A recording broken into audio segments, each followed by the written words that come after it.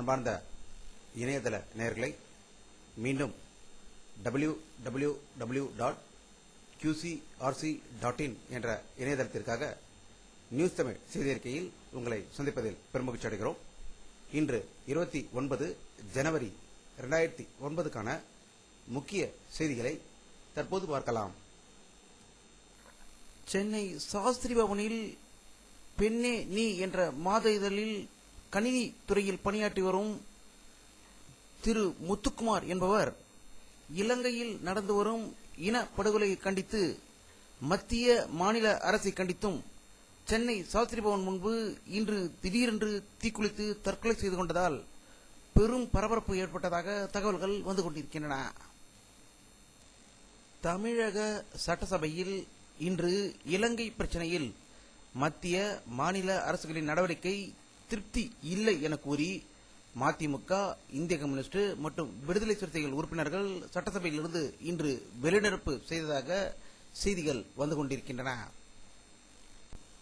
இலங்கை ராணுவத்தினர் தமிழர்கள் தங்கியிருக்கும் முகாம்கள் மீது திடீர் தாக்குதல் நடத்தியதில் 21 பேர் கொலை செய்யப்பட்டதாகவும் 120க்கும் மேற்பட்டோர் படுகாயம் அடைந்துள்ளதாக இலங்கையில் இருந்து தகவல்கள் வந்து கொண்டிருக்கின்றன. சென்னையில் உள்ள சிலோன் வங்கி மீது அந்த வங்கியின் அதிகாரிகள் கார் மீதும் தாக்குதல் நடத்தப்பட்டுள்ளதாகவும் இந்த தாக்குதலில் ஈடுபட்ட அடையாளம் தெரியாத நபர்கள் தப்பி சென்றுவிட்டதாக காவல்துறை செய்தி குறிப்புகள் தெரிவிக்கின்றன தகவல்கள் வந்து கொண்டிருக்கின்றன. ஆப்கானிஸ்தானில் அதிபர் தேர்தல் ஆகஸ்ட் மாதம் 20ஆம் தேதி நடக்கிறது என்றும் இத்தகவலை அந்நாட்டு தலைமை தேர்தல் ஆணையர் தெரிவித்துள்ளார் என்றும் அந்நாட்டில் அதிபரை தேர்ந்தெடுக்க நடைபெறும் 2வது தேர்தல் இது என்பது குறிப்பிடத்தக்கது. உலக பொருளாதார வீழ்ச்சி, வேலை இழப்பு போன்றவற்றை கடந்த 2 நாள்களாக பார்த்துக் கொண்டிருக்கிறோம். ஐஸ்லாந்து, பிலிப்பைன்ஸ் நாடுகளுக்கு அடுத்து ஐரோப்பிய நாடுகளின் மிகவும் வளர்ச்சி அடைந்த நாடாக திகழ்ந்த ஸ்பெயின் கடந்த 2 காலாண்டுகளில் தொடர்ச்சியான வீழ்ச்சி ஏற்பட்டதை தொடர்ந்து ஐரோப்பாவின் முக்கிய பொருளாதார ஒன்றான ஸ்பெயினிலும் பொருளாதார வீழ்ச்சி எதிர்கொண்டுள்ளதாக தகவல்கள் வந்து கொண்டிருக்கின்றன. அந்தமான் நிக்கோபார் தீவில் இன்று ஏற்பட்ட நிலநடுக்கத்தில் லிட்டர் அளவுகோலில் 5.4 பதிவாகியிருந்ததாகவும் இதனால் பெரிய அசம்பாவிதங்கள் எதுவும் நடக்கவில்லை என்று அங்கிருந்து தகவல்கள் வந்து கொண்டிருக்கின்றன.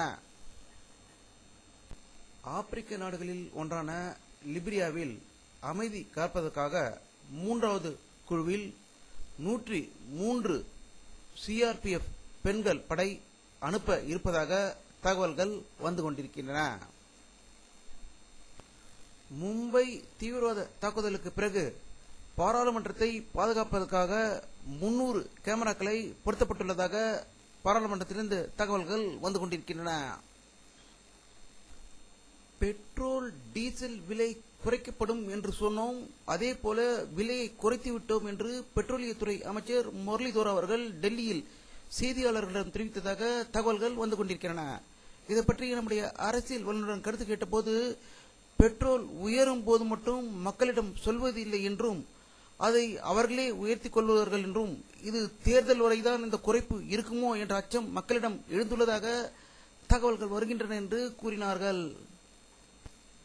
காங்கிரஸ் காரிய கமிட்டி கூட்டத்துக்கு பின்னர் செய்தியாளர்களிடம் பேசிய அக்கட்சியின் பொதுச் செயலாளர் ஜனார்தன் திரிவேதி அவர்கள் வரும் மக்களவைத் தேர்தலில் தேசிய அளவில் எந்த கட்சியுடனும் கூட்டணி கிடையாது என காங்கிரஸ் கட்சி திட்டவட்டமாக அறிவித்துள்ளது என்றும் கூட்டணி மாநில அளவிலே இருக்கும் என தெரிவிக்கப்பட்டுள்ளதாக தகவல்கள் வந்து கொண்டிருக்கின்றன.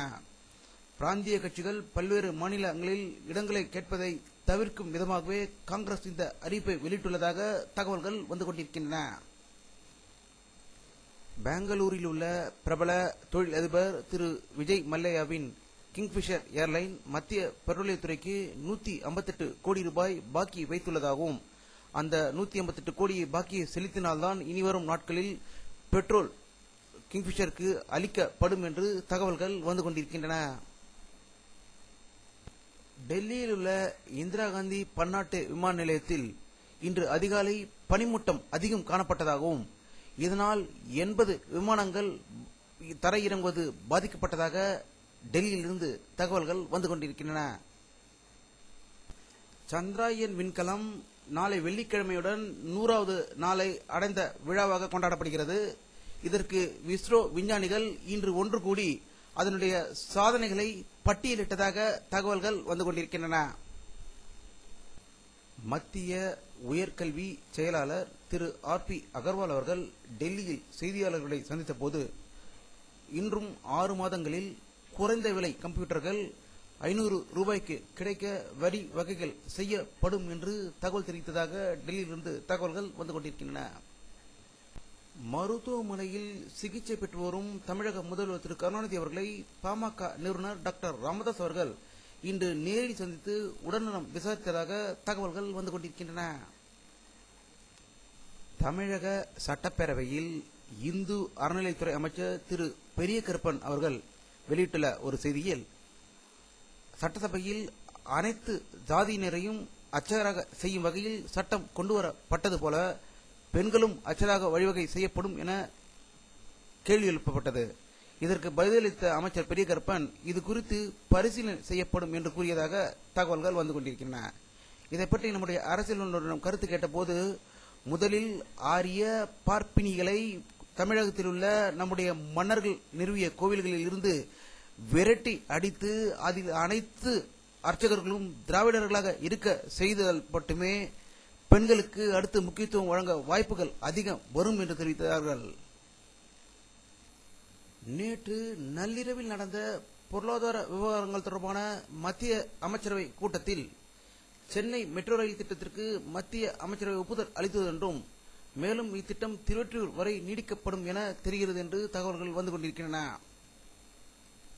இலங்கை தமிழர்களை படுகொலை செய்து வரும் சிங்கள அரசை கண்டித்து இலங்கையில் போரை தடுத்து நிறுத்த மத்திய அரசு வலியுறுத்தியும் தமிழக முழுவதும் இன்று மாணவர்கள் உண்ணாவிரதம், சாலை மறியல் ஆகிய போராட்டங்களை தொடர்ந்து நடத்தி கொண்டிருக்கிறார்கள்.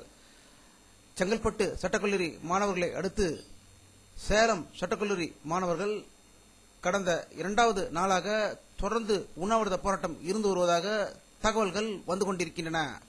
இதை பற்றி நம்முடைய அரசியல் வல்லுநருடன் கருத்து கேட்டபோது, ஆரிய பார்ப்பனிய குடிதாங்கி பத்திரிகை சிங்களவர்களுக்கு சாதகமாக எழுதி கொண்டிருப்பதாகவும், அவர்கள் தமிழக மக்களை சுரண்டி வாழ்ந்து கொண்டிருப்பவர்களுக்கு தக்க பாடம் புகட்ட வேண்டும் என்று தெரிவித்ததாக தகவல்கள் வந்து கொண்டிருக்கின்றன.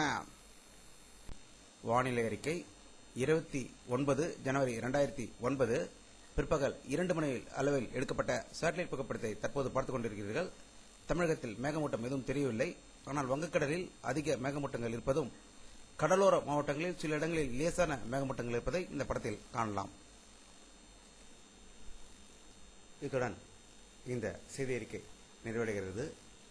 மீண்டும் நியூஸ் தமிழ் செய்தி அறிக்கையில் உங்களை சந்திக்கும் வரை உங்களிடமிருந்து விடைபெறுவது உங்கள் கே பாலாஜி. நன்றி.